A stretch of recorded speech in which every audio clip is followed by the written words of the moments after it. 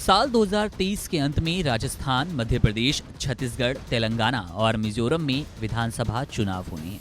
चुनाव को लेकर तमाम राजनीतिक दलों ने जनता के वोट अपनी झोली में लाने के लिए एड़ी चोटी का जोड़ लगाना शुरू कर दिया। लगातार जन कल्याणकारी योजनाओं का लोकार्पण किया जा रहा है। जनहित में कई योजनाएं लाई जा रही है। प्रदेश में अपनी सत्ता चाहने वाले दलों की योजनाओं, वादों पर नजर डालेंगे तो जानेंगे मुफ्त बिजली, महिलाओं को मुफ्त में पैसा, महिलाओं को मुफ्त में बस यात्रा, सस्ता सिलेंडर, महिलाओं को मुफ्त में मोबाइल फोन, 1 साल के लिए मुफ्त में इंटरनेट, छात्रों को मुफ्त में लैपटॉप, ई-स्कूटी समेत तमाम चीजें मुफ्त में या तो दी जाने लगी हैं या फिर दिए जाने का वादा किया जा रहा है। हालांकि ऐसा कोई पहली बार नहीं हुआ, लेकिन इस फ्री बीज यानी कि मुफ्त की रेवड़ी से वोट कैश कराने वाली चुनावी कुप्रथा को बंद करने के लिए सुप्रीम कोर्ट में सुनवाई चल रही है। बता दें कि शुक्रवार यानी कि 6 अक्टूबर को देश की सर्वोच्च अदालत ने केंद्र सरकार, चुनाव आयोग, राजस्थान और मध्य प्रदेश सरकार को नोटिस जारी किया है। चीफ जस्टिस इंडिया यानी कि डीवाई चंद्रचूड़ की अदालत ने 4 हफ्ते में जवाब मांगा है। बता दें कि फ्री बीज यानी कि मुफ्त की रेवड़ी बांटने वाली बात से केंद्र की मोदी सरकार लगातार उखड़ी नजर आती है। हालांकि ये बीजेपी के लिए विपक्ष को घेरने का जुमला मात्र ही है, क्योंकि विधानसभा चुनाव के लिए सत्ता बचाने और सत्ता पाने की चाहत रखने वाली बीजेपी भी फ्री वाला ही फॉर्मूला अपना रही है। इस बीच जिन राज्यों की आमदनी अठन्नी है, वहां चुनाव में वोट के लिए रुपया खर्च करके सत्ता चाहने वाले और सत्ताधारी दोनों कह रहे हैं मुफ्त, मुफ्त और मुफ्त। मध्य प्रदेश का कुल कर्जा यानी कि एक बड़ा अमाउंट जिससे अभी उबरना बाकी है इस प्रदेश का, वो 3,31,000 करोड़ रुपए पहुंच गया। प्रति व्यक्ति अगर कर्ज की बात की जाए तो मध्य प्रदेश में 50,000 रुपए एक व्यक्ति पर कर्जा चढ़ चुका है। राजस्थान का कुल कर्ज तो 5,31,000 करोड़ रुपए तक जा चुका है। गहलोत राज में प्रति व्यक्ति कर्ज जो है वो 65,541 रुपए हो चुका है।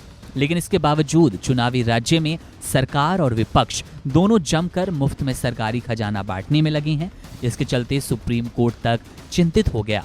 जहां कई याचिकाओं को एक साथ सुना जा रहा है, वहीं सीधे तौर पर लगातार राज्य कर्जे की चपेट में है। सत्ताधारी दल और विपक्ष दोनों ही जनता को लुभाने के लिए फ्री की नीति अपना रहे हैं। खुद चुनाव आयोग ने आखिर में पिछले साल कहा था कि मुफ्त के वादों पर रोक लगाने का अधिकार उसके पास नहीं है। तो घूमकर फिर सवाल आ जाता है कि क्या सिर्फ सियासत होगी और रास्ता कोई नहीं निकलेगा। मुफ्त के वादे वोट दिलाते हैं, इसके उदाहरण कई सारे हैं। तो इन्हीं वादों को पूरा करने के लिए होने वाले खर्च का बोझ जनता पर आता है। इसके भी कई सबूत हैं। मुफ्त में जो कुछ सरकारें देती है, उसका खर्च पूरा करने के लिए अलग अलग तरह से टैक्स वसूला जाता है। सरकार के पास पैसा कम बचता है तो भर्तियां जल्दी जल्दी नहीं निकलती।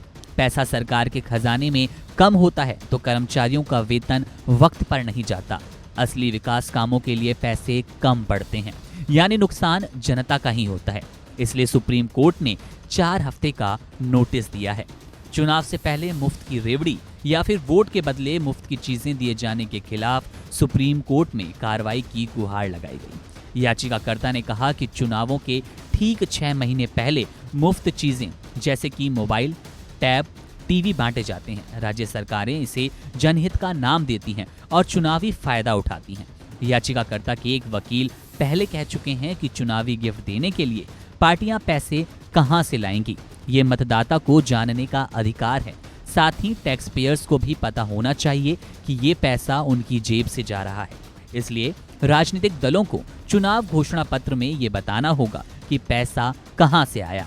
इस पर सुप्रीम कोर्ट ने कहा कि हम देश के कल्याण के लिए इस मुद्दे को सुन रहे हैं। इस मामले में सभी राजनीतिक दल एक तरफ है। हर कोई चाहता है कि फ्री बीज जारी रहे। किसी के लिए मुफ्त के वादे रेवड़ी है तो किसी के लिए मुफ्त के वादे प्रसाद। कोई मुफ्त के वादों को जन कल्याण कहता है तो कोई कहता है कि मुफ्त की चीजें बांटकर राज्य को कर्ज के जाल में फंसाया जाता है। हर दल वोट के लिए अपने हिसाब से परिभाषा बना चुका है। यही वजह है कि ना तो मुफ्त की रेवड़ी किसे कहेंगे और किसे जन कल्याण कहेंगे, इसकी परिभाषा तय ही नहीं हो पा रही। ना नियम मिल पा रहे हैं और ना ही कोई समाधान।